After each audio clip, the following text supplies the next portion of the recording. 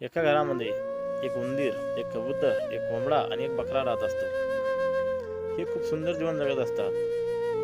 पण एका दिवशी त्या घरमालकाच्या हातात एक उंदरात धरणारा पिंजरा बघून तो उंदीर थोडा घाबरतो आणि ही गोष्ट त्या कबुतराला सांगतो की म्हणे मालकानं उंदीर धरणारा पिंजरा आणला. तो कबूतर सांगू लागला म्हणे तुझी समस्या आहे, तू तुझं बघ. त्यानंतर तो कोंबड्याकडे गेला आणि कोंबड्यालाही हा प्रश्न सांगितला. नाही म्हणे तुझी समस्या आहे तू बघ.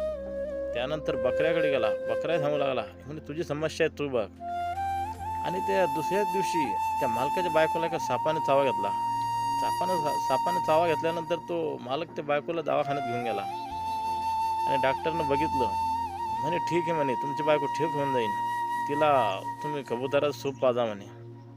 आणि तो मालक घरी आणतो आणि दुसऱ्याच दिवशी त्या कबुतराला कापून त्याच्या बायकोला सूप पाजतो. दुसऱ्या दिवशी पुन्हा त्या बायकोला पाहण्यासाठी पाहुणे येतात. मग मालकाला वाटतं आता काय भाजी करावं. नंतर त्या कोंबड्यालाही कापून टाकतो. पुन्हा तिसऱ्या दिवशी त्याला वाटतं आता बायको ठीक झाली, आपण गावाला पंगत द्यायला पाहिजे. मग त्या बकऱ्यालाही कापून टाकतो. सांगायचं तात्पर्य हेच आहे, जर एखाद्या विशिष्ट समाजावर किंवा एखाद्या व्यक्तीवर जर संकट असेल तर सर्वांनी त्याला साथ देऊन ते संकट दूर करायला पाहिजे. काय सांगावं तेच संकट आपल्यावर नाही हो. त्यासाठी सर्वांनी एकमेकांना साथ द्यायला पाहिजे.